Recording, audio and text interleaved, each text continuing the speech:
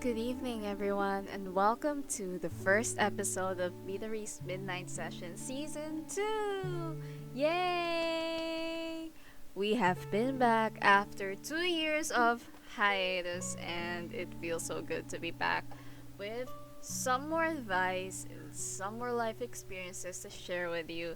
I cannot wait to release more episodes, and please look forward to the future topics that we will be talking about in this particular season. And yeah, it's been a while, guys.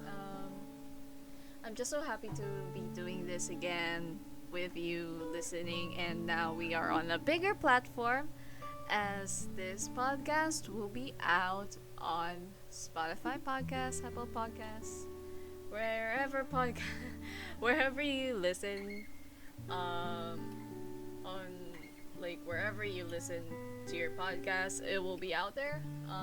But yeah, I'm really happy to have you all here, and I think we should all begin by talking about our very first topic.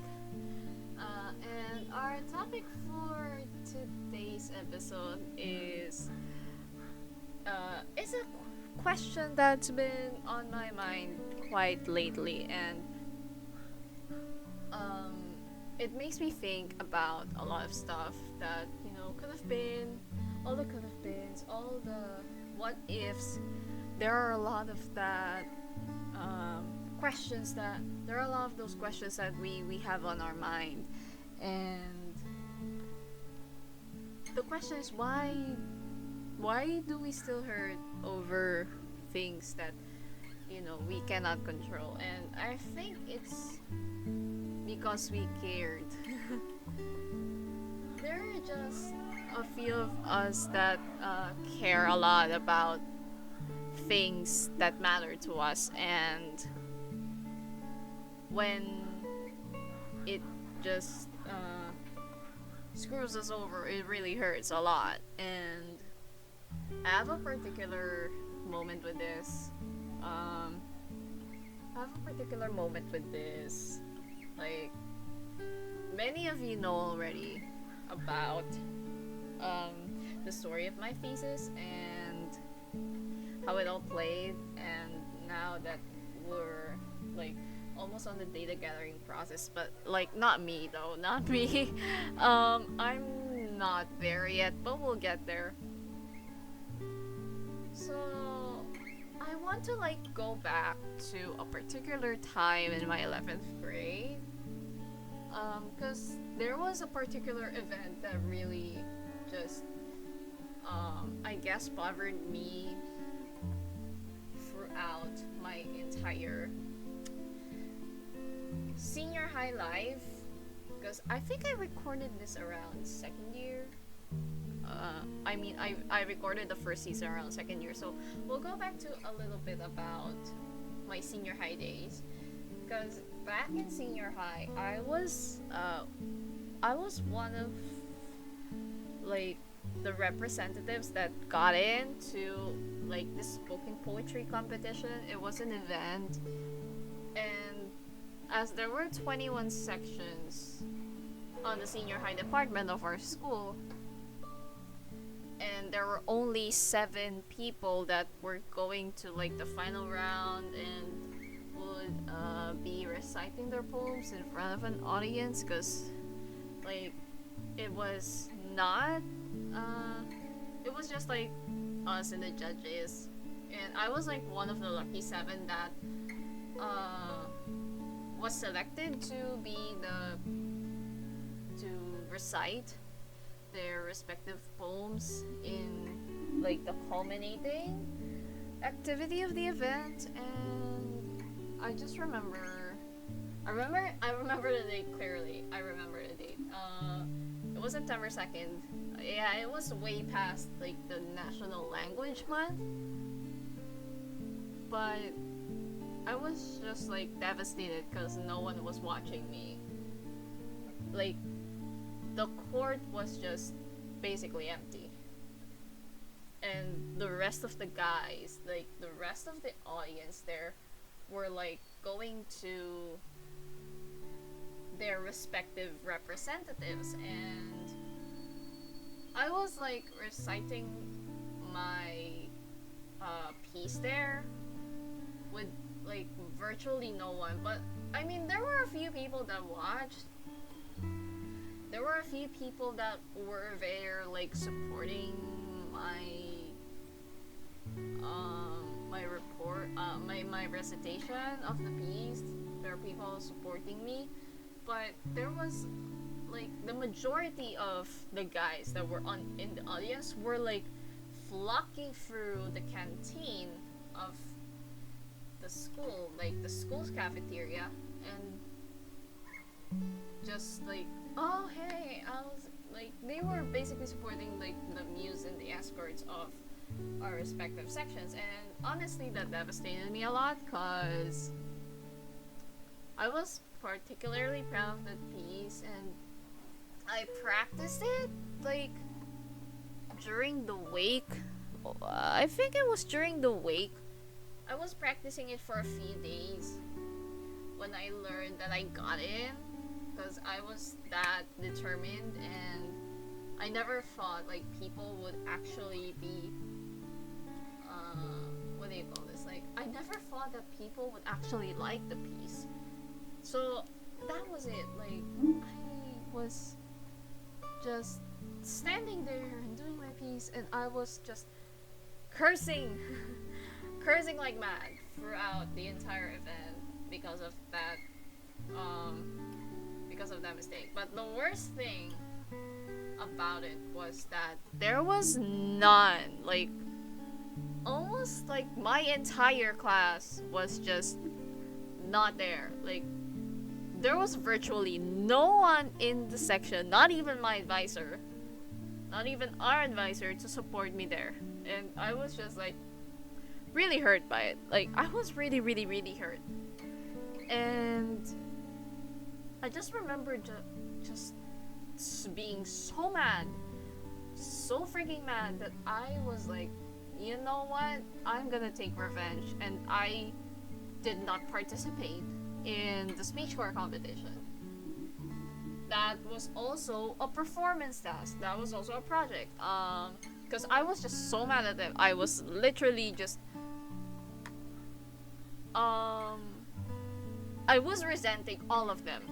And they were like, why are you like that? Like, why are you making us go for like something like this? Like, why are you doing this to us? Like, these were the questions that were like, they were asking me, but they did not bother ask me.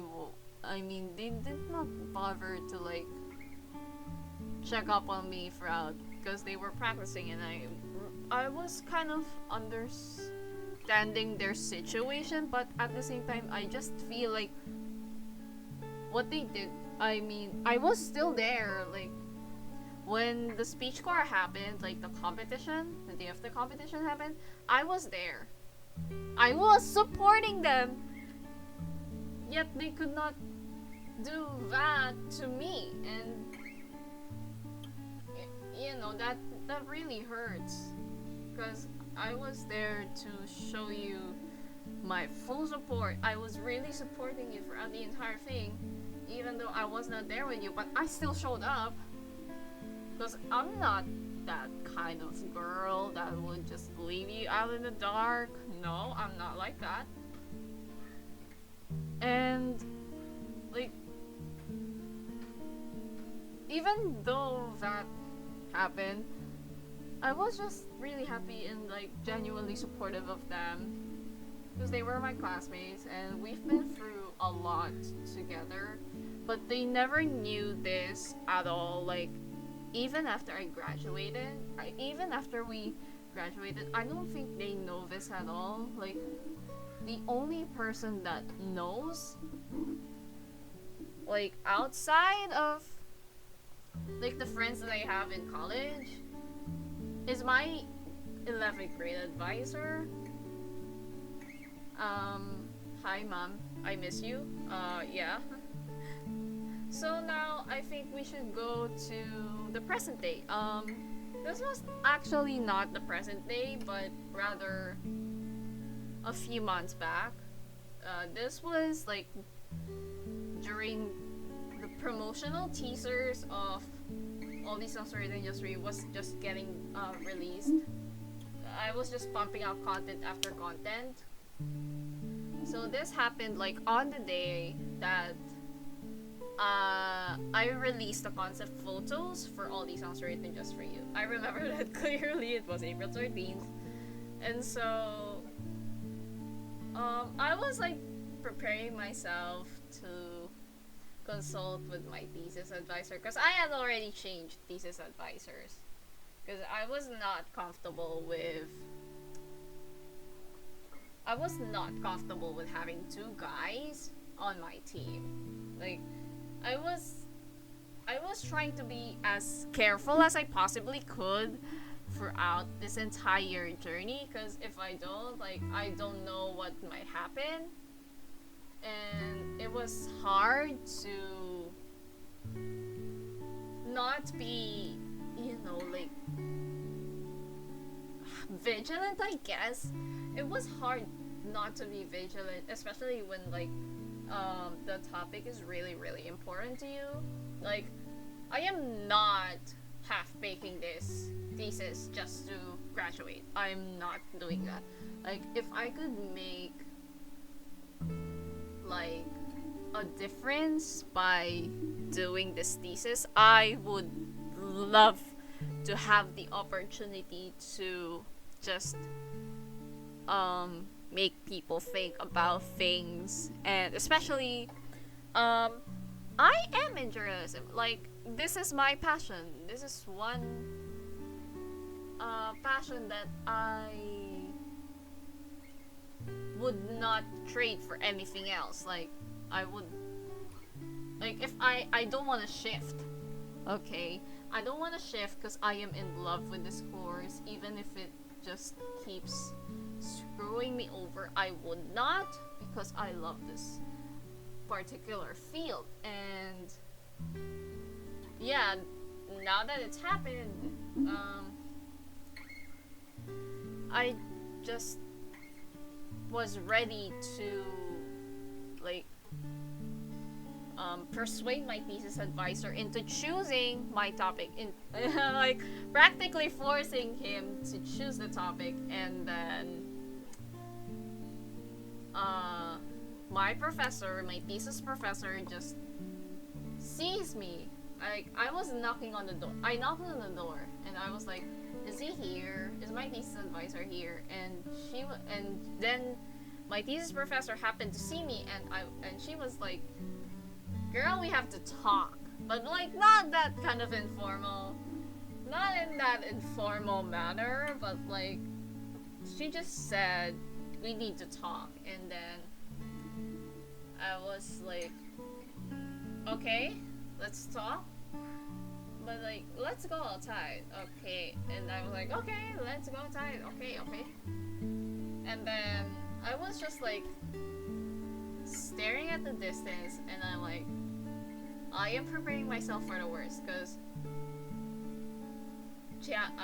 my best friend and I, my current best friend, but not really, but, like, one of my best friends, who is a professor at my uni, and who I happen to be close to, was, like, telling me like, the other day, that, you should be prepared. There are times when your thesis advisor is going to give up on you, and there's nothing you can do about it. Like, you just have to understand everything. And I was like, okay, we'll try our best to not make him give up.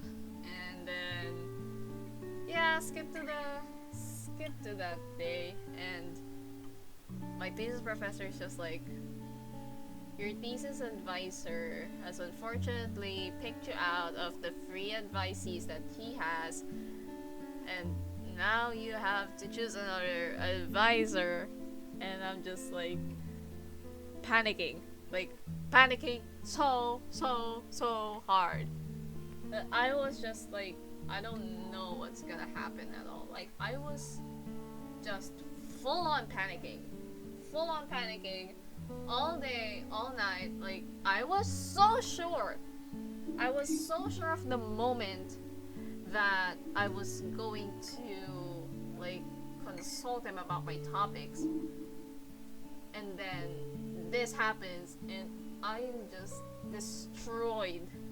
Like, my world has been wrecked to smithereens, and I don't think anyone would be able to actually, like, somehow mend this back into even a livable state, I would say. Like, just imagine how much that affected me. That the whole day, like, I remember that day, like, I went straight to, like, the library and just researched, and I was, like, typing. I was basically ranting on my Discord server, and I was like, not again. Why would this happen? Like, why did this happen in the first place? Like, I honestly think I honestly don't think I deserve this. I don't deserve to be just screwed over again.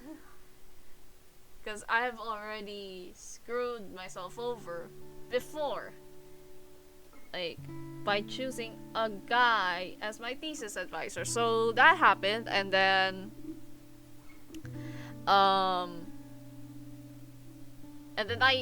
I think after like a few minutes, a few hours rather, I went to my new thesis advisor and then consulted, but I had the thing recorded. I had our consultation recorded, but I was not listening to her at all.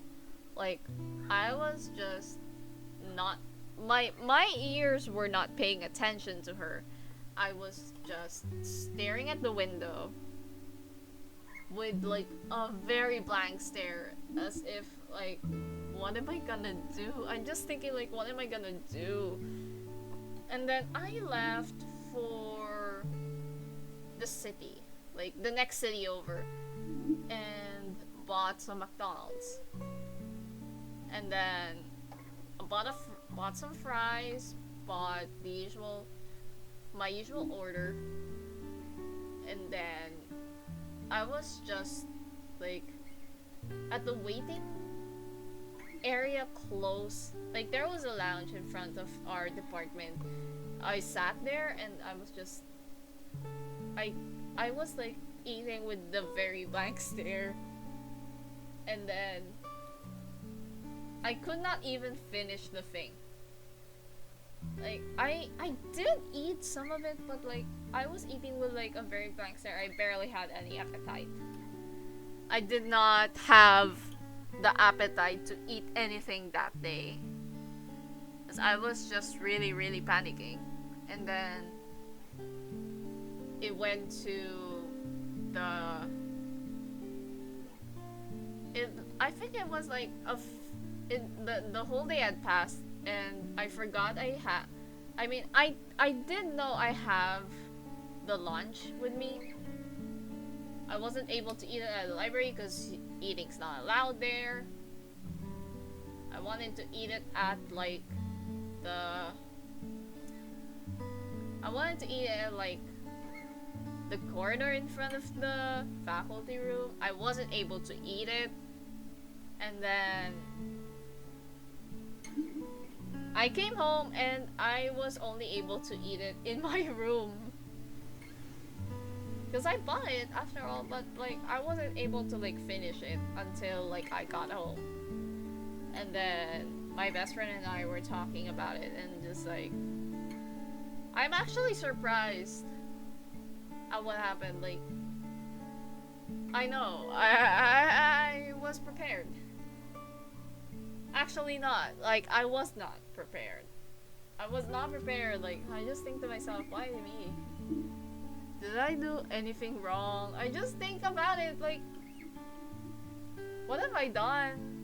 I mean, I just feel awkward around the guy. Like, I'm trying my best, but like, why me?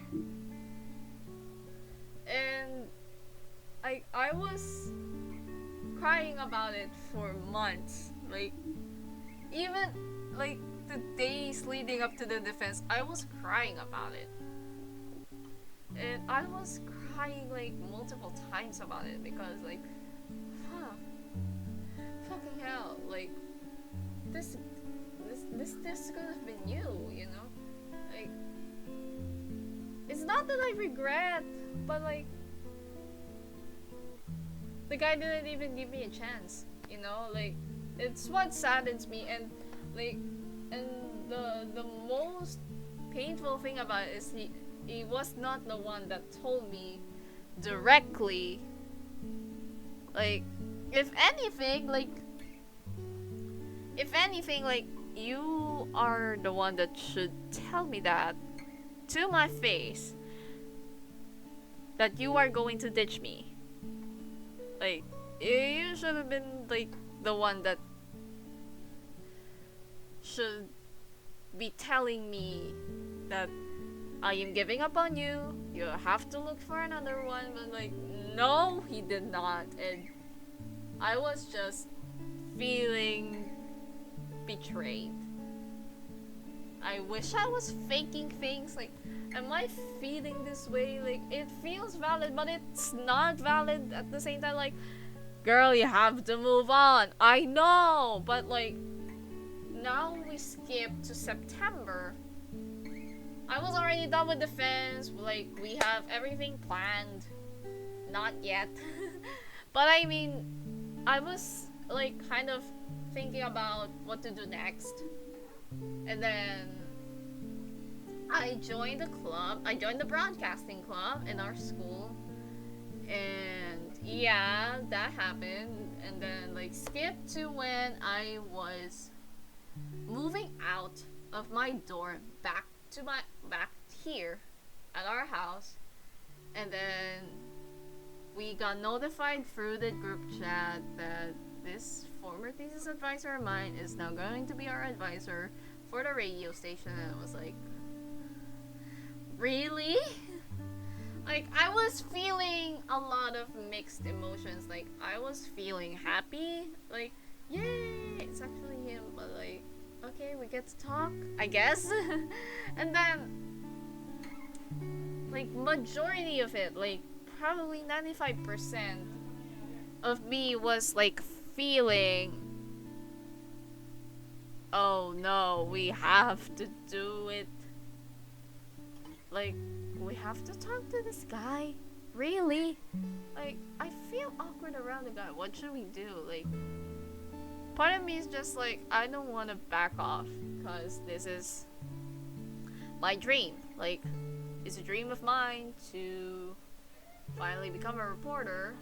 And like, a lot of the stuff was just going through, it's a lot of mixed emotions. I was just staring at the message in massive disbelief, telling my best friend, like, we have to do this again. Like,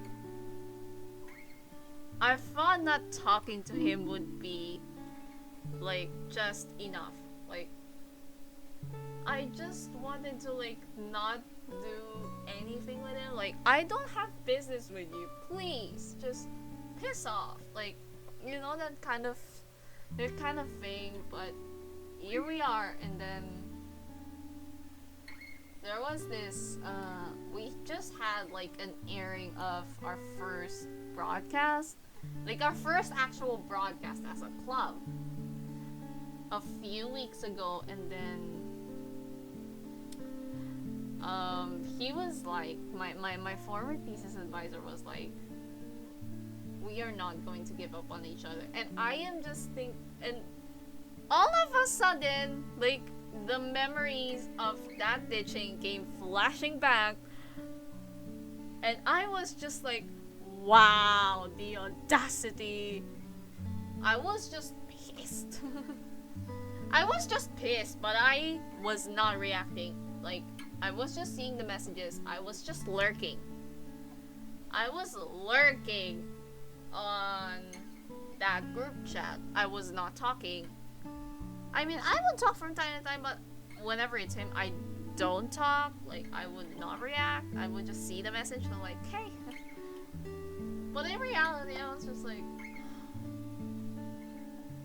I was just seething with rage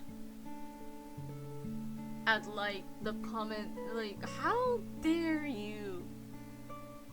How dare you do that? How dare you say that in like my face when like you were the one that ditched me and you were the one that gave up on me. Like, what went through your mind? And I was just like, ever since he made that comment, I was just like, whenever I see him, I seethe with rage. Like, I am about to punch this guy real bad. Like, I'm about to beat him up. But I am civil, so I just don't say anything. I just don't say anything because I don't know, like, what might he do with it? And like in front of all my pros, probably not the best thing to do, but like I was like giving him the middle fingers as discreet as I possibly could because I was that pissed. Because I was really, really pissed. And like every time I tried to like look at him, like, wow, wow.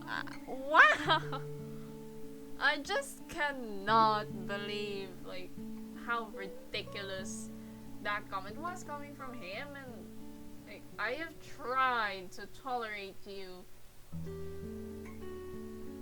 I did not want to leave because this is one of my passions, but I don't know how to feel anymore. Like, is this valid? Is this not? But what I want to tell you is,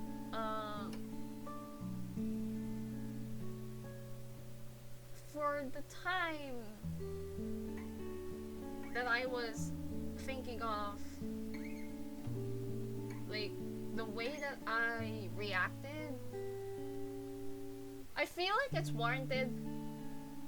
I don't know what people's opinions about it are, but from my perspective, I feel like it was warranted. I feel like I was not given enough reason.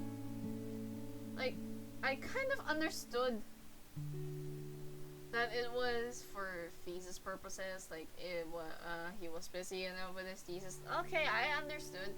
I understood it at the time. And I'm okay with it for a bit. Like, I'm okay with it. I'm okay with him being giving me up to somebody else, but I'm not okay with like the way that he said that we are not gonna give up on each other. Like, after what you did, like, really? Really? What was in your mind? What's going through your mind? Are you an idiot? Like, I just really wanted to curse him out. I wish I could, but I'm not that kind of girl. I'm not that kind of a person. But I would, behind your back though. But seriously, like, why make that statement in front of the person that you gave up on months back, when it was when we were just like beginning to make our thesis, you know. It just makes me pissed. And I'm just like thinking, okay, I wish we could talk it out, but I don't know. I don't know how. Like, it would be really, really awkward if it happens, but I think it will. I just have to believe. Like, in all honesty, like, it was out of my control, okay? Like, I tried my best to just contain it all within myself, not to be angry, but I'm still mad about it, okay? Like,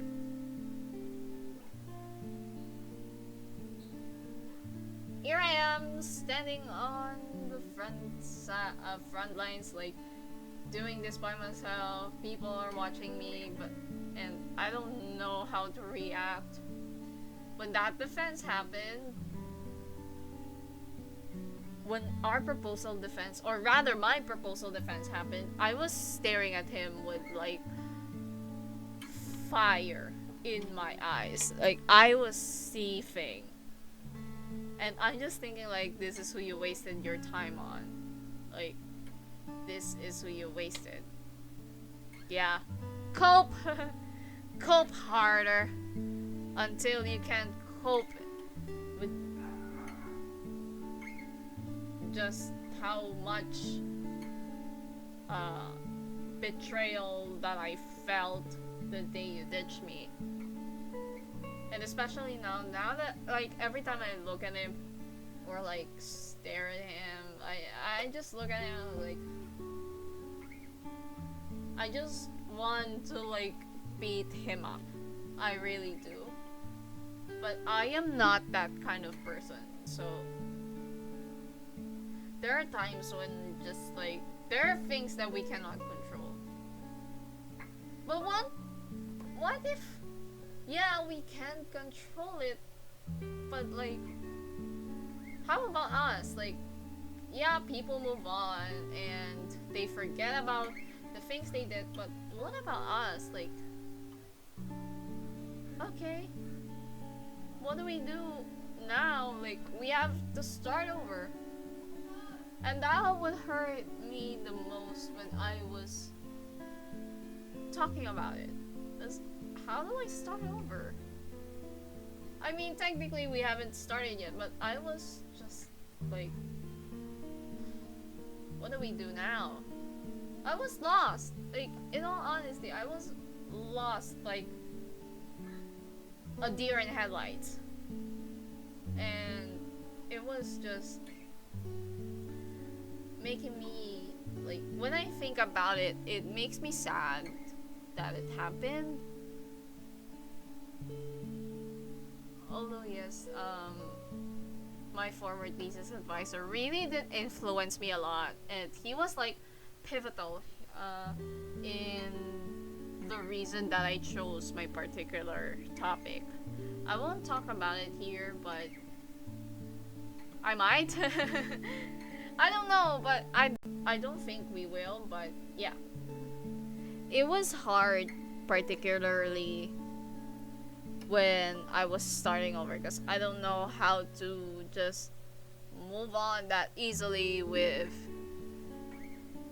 you know, with well, you technically had somebody, but it feels like there's no one to just, you know, walk with you through the entire endeavor.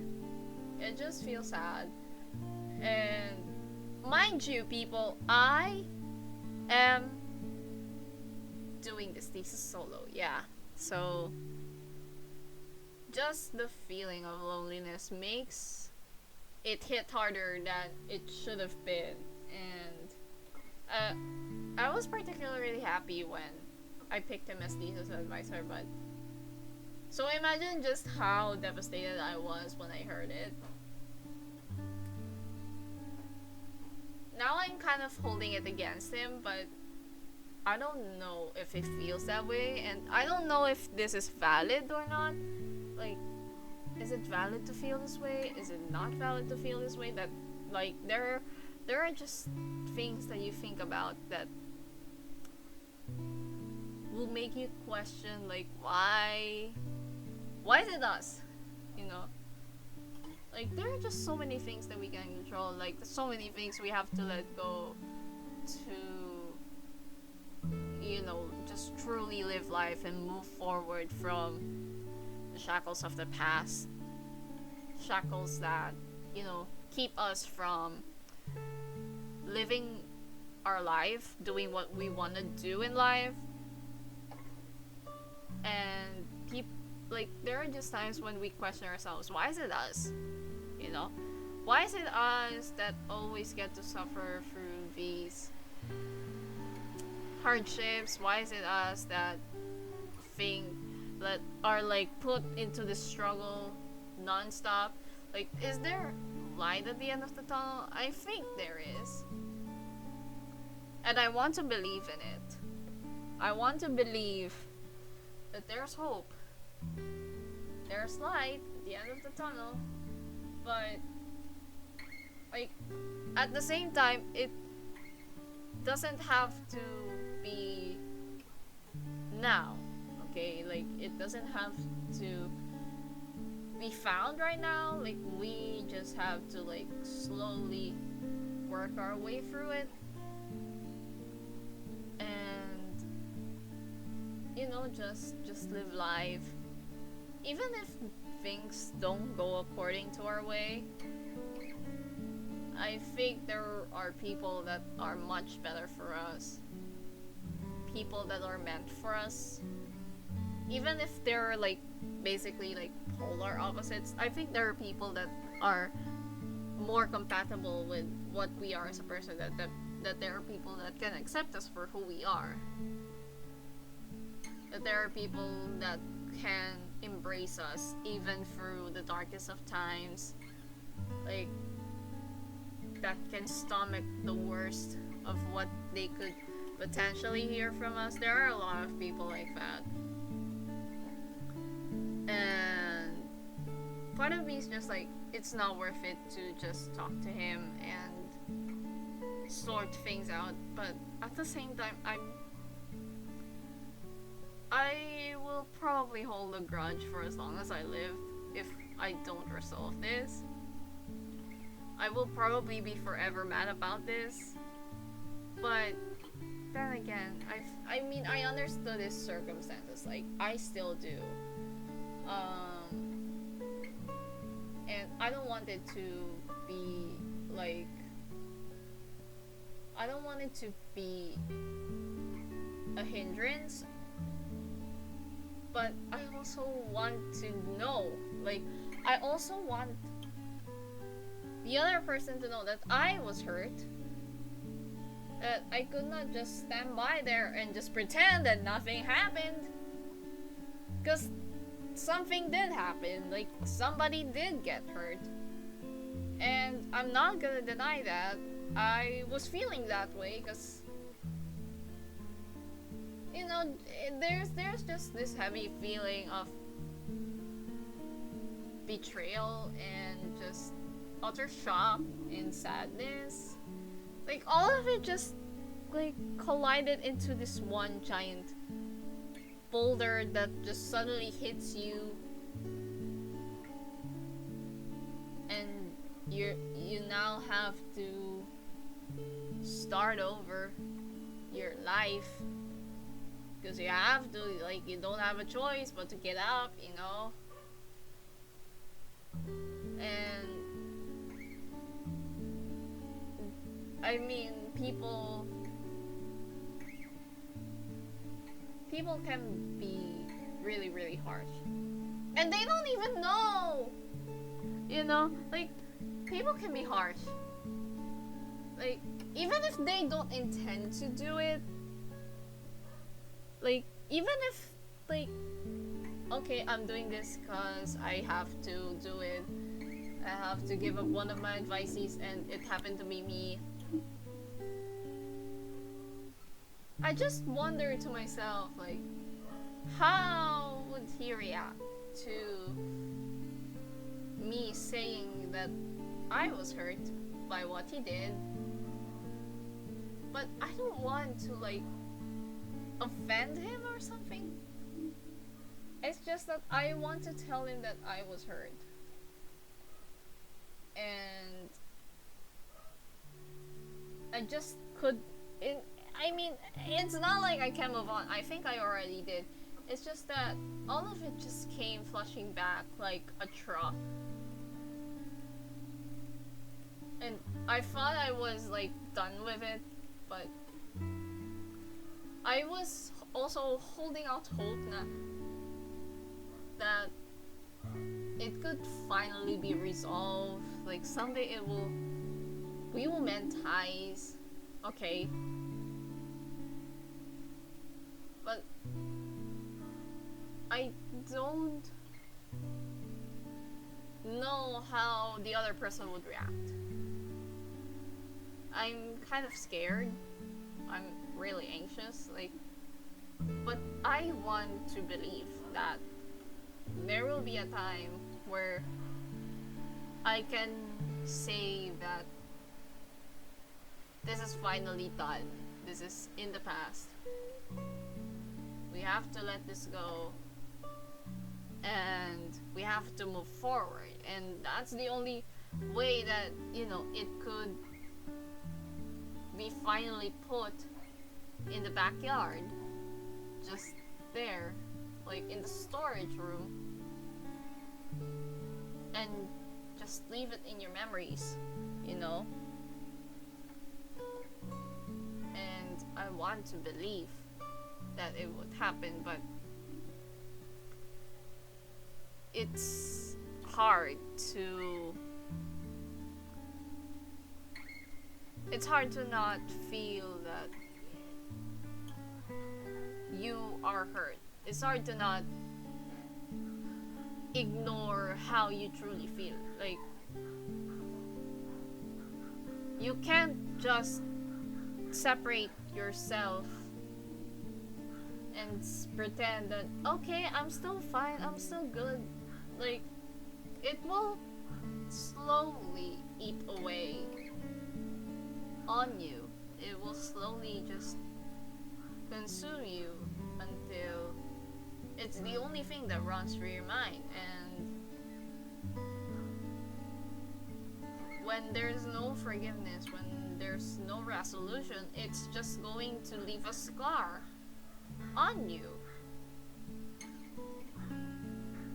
And the other person doesn't even care that you were hurt, you know?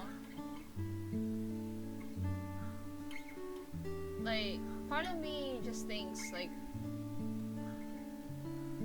if he ever receives, like, if he ever apologizes to me, I don't know how I would feel.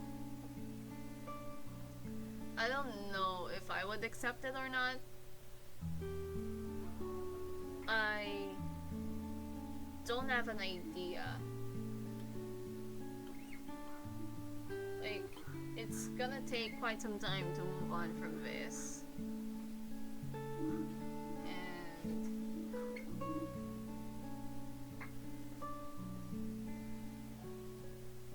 there might just be a hole that's permanently left there. Like, you're allowed to grieve. You are allowed to grieve for the things that could never work out.